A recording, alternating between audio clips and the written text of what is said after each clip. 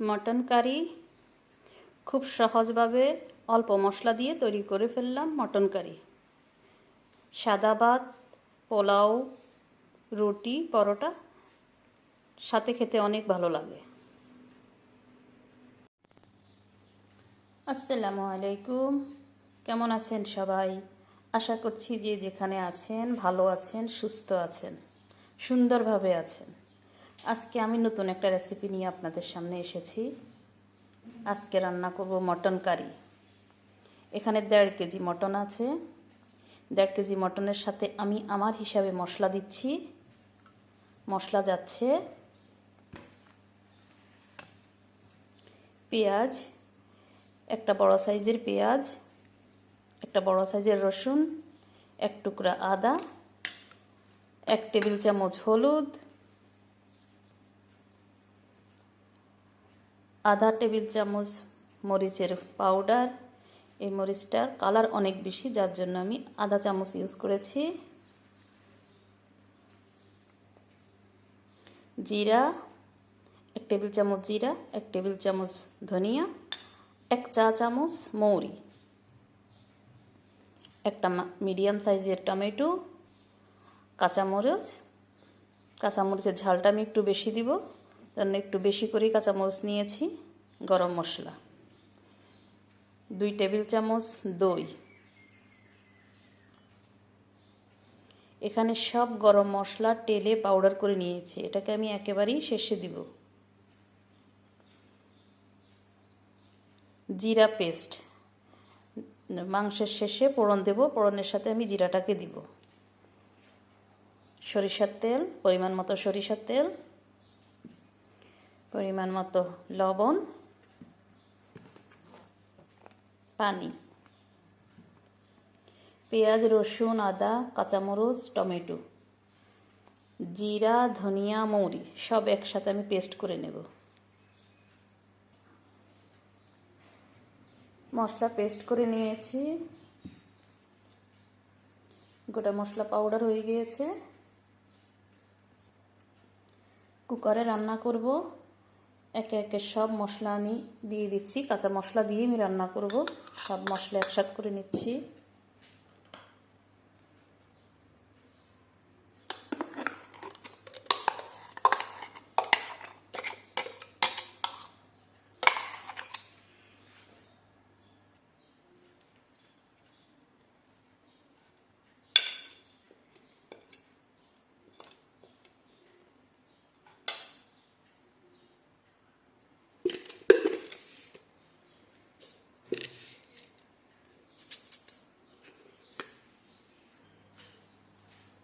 মশলা আগে ভালোভাবে মেখে নিচ্ছি।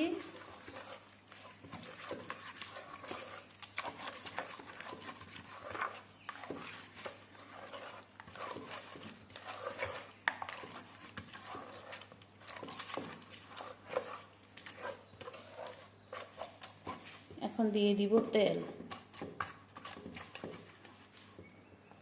পরিমাণ মতো তেল।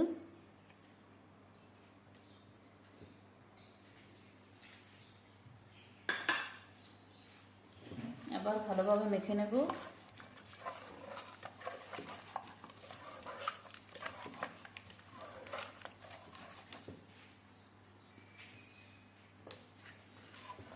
ভালোভাবে মাখা হয়ে গিয়েছে, বেশ সুন্দর একটা কালার।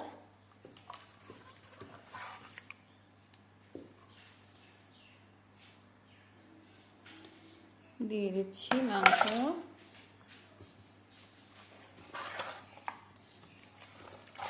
মাংসের সাথে মশলা ভালোভাবে মেখে নিচ্ছি।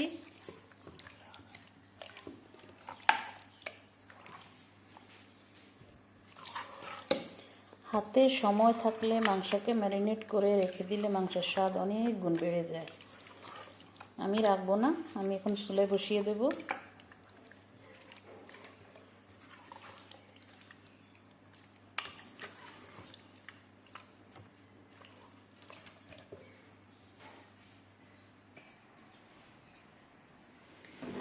চুলায় বসিয়ে দিচ্ছি মাংস। 5 থেকে 6 মিনিট হাই হিটে আমি রান্না করব। খেয়াল রাখতে হবে যাতে পুড়ে না যায়।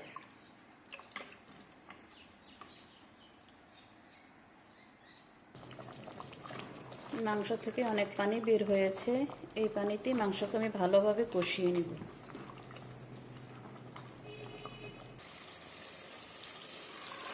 মাংস ভালোভাবে কষানো হয়ে গিয়েছে।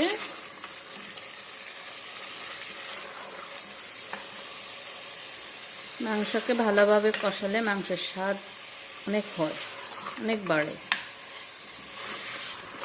এবারে ভালোভাবে কষিয়ে দিয়েছে মাংস, পানিও শুকিয়ে গিয়েছে।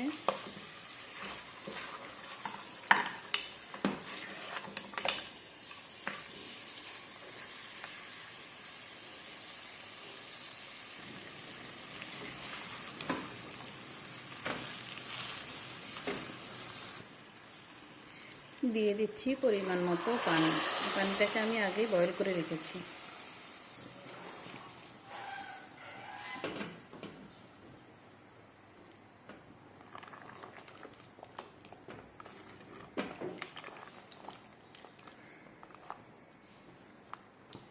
কুকারের ঢাকনা লাগিয়ে 5 সিটি দেব। মাংস হয়ে গিয়েছে, আমি 6 সিটি দিয়েছি। এখন দিয়ে দিব ফোড়ন। দিয়ে দিয়েছি সরিষার তেল। তেলকে ভালোভাবে গরম করে নিব যাতে সরিষার তেলের গন্ধ না থাকে। তেলের গন্ধ চলে গিয়েছে, একটু নাকের কাছে নিলেই বুঝতে পারবেন গন্ধ আর নেই। এখন দিয়ে দিচ্ছি পেঁয়াজ।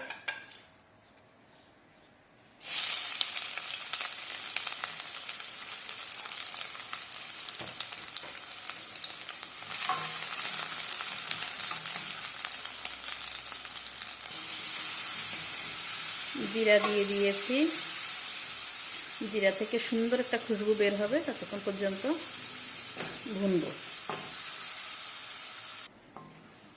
জিরাও হয়ে গিয়েছে, সুন্দর খুশবু বের হচ্ছে। এখন দিয়ে দিব মাংস। দিয়ে দিয়েছি মাংস। এখন দিব টালা মশলা,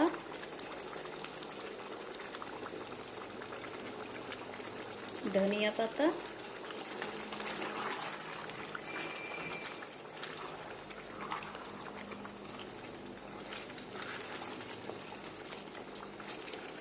এখন ঢেকে দেব। রান্না শেষ।